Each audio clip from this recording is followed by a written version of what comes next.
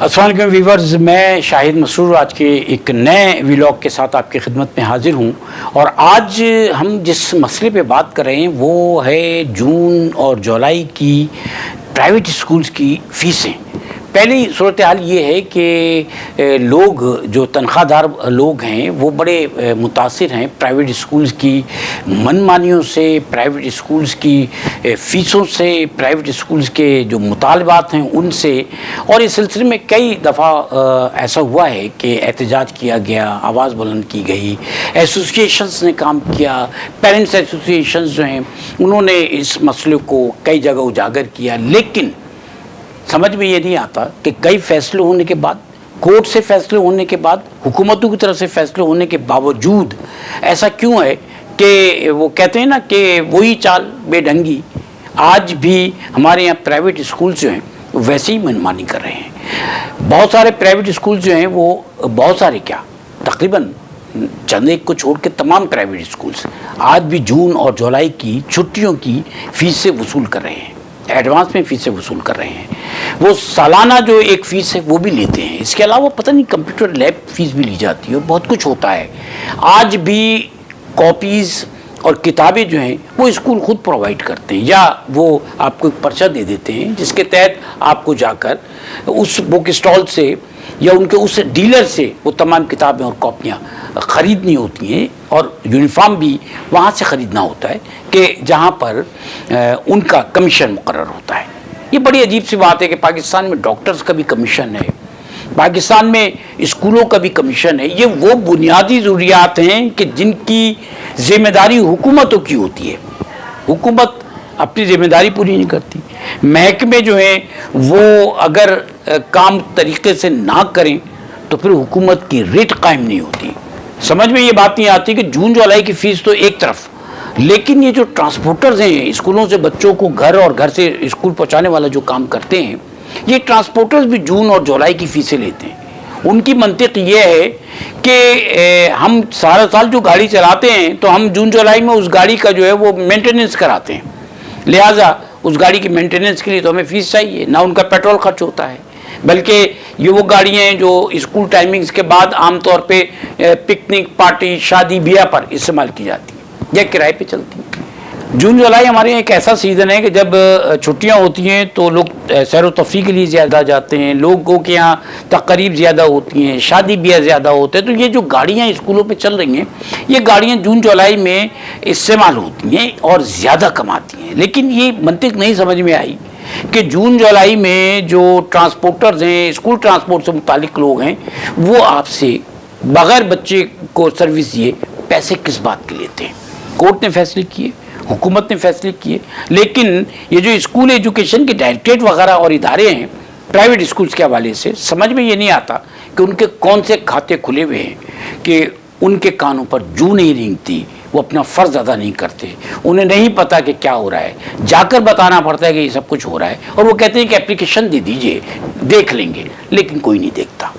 آپ مجھے بتائیے کہ اس پر کتنی بات ہو چکی ہے۔ آپ ایسے پڑھے لکھے لوگوں کو دیکھیے کہ جن کی تعداد آج بھی ہمارے ملک میں بہت زیادہ ہے کہ جنہوں نے سرکاری اسکولوں میں پڑھا ہے۔ اس وقت پہ جب وہ پڑھ رہے تھے تو سرکاری اسکولوں میں تعلیم کا معیار بھی تھا، اساتذہ بھی بہت اچھے تھے، اور سرکاری اسکولوں کے پڑھے ہوئے لوگ آج قابل لوگ گردانے جاتے ہیں، جو اردو بھی پڑھتے تھے، انگلش بھی پڑھتے تھے، ان کی اردو بھی اچھی تھی، انگلش بھی اچھی تھی۔ آج صورتحال یہ ہے کہ بچے ہم سے پوچھتے ہیں کہ 89 کو کیا کہتے ہیں، 98 کو کیا کہتے ہیں، تو بڑا افسوس ہوتا ہے کہ آپ انگلش پڑھاتے پڑھاتے جو مادری زبان ہے آپ اس سے بچوں کو دور لے کر جا رہے ہیں۔ آج بچے جو ہیں ان کی زبان، ان کا بیان آپ کو وہ نظر نہیں آئے گا، یعنی جو تلفظ کی ادائی ہے، جو دیگر معاملات ہیں، بعض ایسے الفاظ ہیں جن کو ہم سمجھتے ہیں کہ ہمارے بڑے کہا کرتے تھے کہ یہ بازاری زبان ہے، یہ نہیں بولو، آج وہ زبان ہمارے بچوں کی زبان بن گئی ہے۔ تو اس کی وجہ شاید سوشل میڈیا بھی ہے، اور تعلیمی ادارے جو پرائیویٹ تعلیمی ادارے ہیں ان میں صحیح رہنمائی حاصل نہ ہونا بچوں کا بھی، اور صحیح اساتذہ کی تعیناتی نہ ہونا بھی ہے۔ تو اب صورتحال کیا ہے کہ سرکاری اسکولوں کو بتدریج اس پرائیویٹ سیکٹر کے آنے کے بعد، پرائیویٹ اسکول آنے کے بعد اس طرح سے تباہ کیا گیا کہ آج کوئی شخص بھی اپنے بچوں کو سرکاری اسکول میں بھیجنے پر آمادہ نہیں ہوتا ہے، کیونکہ انہیں معلوم ہے کہ سرکاری اسکول میں جانے کے بعد بچہ تعلیم حاصل نہیں کر پائے گا صحیح طریقے سے. آج جو چھوٹے چھوٹے گھروں میں چھوٹے چھوٹی جگہوں پر جو ڈربہ نما اسکول بنے ہوئے ہیں، یا آپ یوں سمجھ لیں کہ جو تعلیم کی چھوٹی چھوٹی دکانیں بنی ہوئی ہیں، ان دکانوں پر جس طرح کاروبار ہو رہا ہے، کیا یہ تعلیمی ادارے، یہ اسکول جو چھوٹے چھوٹے اسکولوں میں چھوٹی چھوٹی جگہوں پہ بنے ہوئے ہیں، کیا یہ پاکستان کی آئین کے مطابق بنیادی جو حقوق ہیں بچوں کے اور عوام کے تعلیم کے اعتبار سے اس پر پورا اترتے ہیں؟ کیا ان تعلیمی اداروں کو قائم ہونا چاہیے؟ کیا ان کے پیچھے جو سرکاری ادارے ہیں جن کی ذمہ داری وہ کام کر رہے ہیں وہ اپنا فرض ادا کر رہے ہیں، یا صرف ان اسکولوں کو ان کے رجسٹریشن پرووائڈ کیے جا رہے ہیں؟ ان اسکولوں کی منمانی ہو رہی ہے. آج بھی کتابیں کاپیاں اسکول والے اپنی مرضی سے دیتے ہیں. یہ یونیفارملٹی کیوں نہیں ہے؟ پرائیویٹ اسکول ہوں یا تعلیمی ادارے جو سرکاری ہیں وہ ہوں، ایک جیسا طالب علموں کا یونیفارم کیوں نہیں ہے؟ ہر اسکول نے اپنا یونیفارم اس لیے الگ کر رکھا ہے کہ وہ اپنی من پسند جگہ سے آپ کو وہ یونیفارم مہنگے داموں فروخت کر سکیں. ادروائز ہونا یہ چاہیے کہ ہر اسکول کا ایک بیچ ہو. اور جب اس ملک میں پولیس کی وردی ایک ہے، آرمی کی وردی ایک ہے، رینجرز کی وردی ایک ہے، کسٹم کی وردی ایک ہے، دیگر اداروں کی وردیاں ایک ہیں، تو تعلیمی اداروں کی اتنی وردیاں کیوں ہیں؟ یہ تعلیم کے طبقات کیوں بنا دیے گئے ہیں؟ آج غریب کا بچہ اعلیٰ تعلیم حاصل کیوں نہیں کر سکتا؟ دنیا کے ہر ملک میں صلاحیت کی بنیاد پر وظیفے دیے جاتے ہیں. آج یہاں وظیفے بھی انہی طالبات کو دیے جاتے ہیں کہ جو غریب کے بچے نہیں ہوتے. ہمیں تعلیم کے معاملات کو دیکھنا ہے.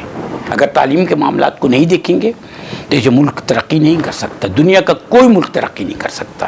ہمیں ان اداروں کو دیکھنا ہے کہ جن کی ذمہ داری ہے کہ وہ پرائیویٹ تعلیمی اداروں کو ریگولرائز کریں، ان کے معاملات کو مانیٹر کریں، انہیں جا کر بتانا نہ پڑے اور ان کی طرف سے سر موری کا مظاہرہ ہو اور آپ دل پکڑ کے رہ جائیں.